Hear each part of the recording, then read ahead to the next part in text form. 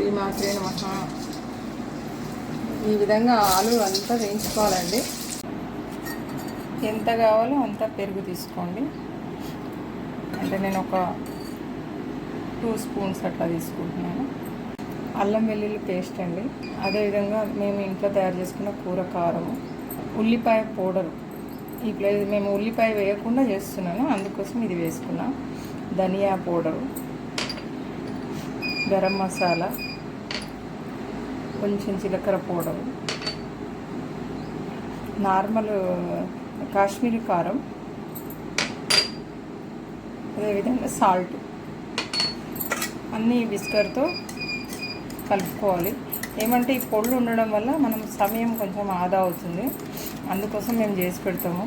ఎందుకంటే variety of food, పూజలు వచ్చిన వాళ్ళకి. ఇంకొకటి ఏంటంటే ఈరోజు మాకు మంచి ఆత్మీయులు వాళ్ళు భోజనానికి వచ్చారు, చేసి పెట్టడం ఆనందంగా అనిపిస్తుంటుంది.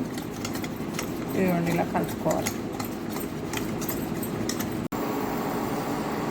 ప్రెషర్ కుక్కరే పెట్టుకుంటున్నా అండి. ఇందులో ఆయిల్ వేస్తున్నాను, కావలసినంత వేసుకోవాలి.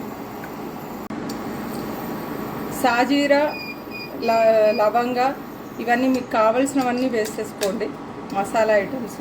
అదేవిధంగా పత్తా, అదేవిధంగా 4 పచ్చిమిరపకాయలు, బంగాళాదుంపలు వేయించుకున్నవండి దీంట్లో వేసేస్తున్నాను.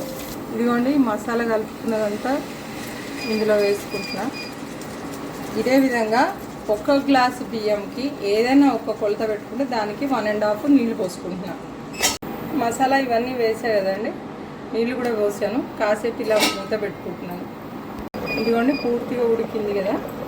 ఇప్పుడు మనం బియ్యం వేసేసుకుంటాం. ఇదిగోండి బాస్మతి రైస్ వేసుకున్నాను, కావాల్సింది వేసుకోవచ్చు.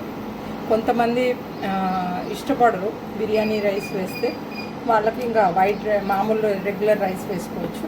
కుక్కర్ విజిల్ పెట్టేసుకున్నామండి. ఇదిగోండి రెడీ. అన్నిటితో పాటు లంచ్ని ఆరగించవచ్చు, లేదంటే ఇట్లా విడిగా చేసుకొని కూడా తినవచ్చు.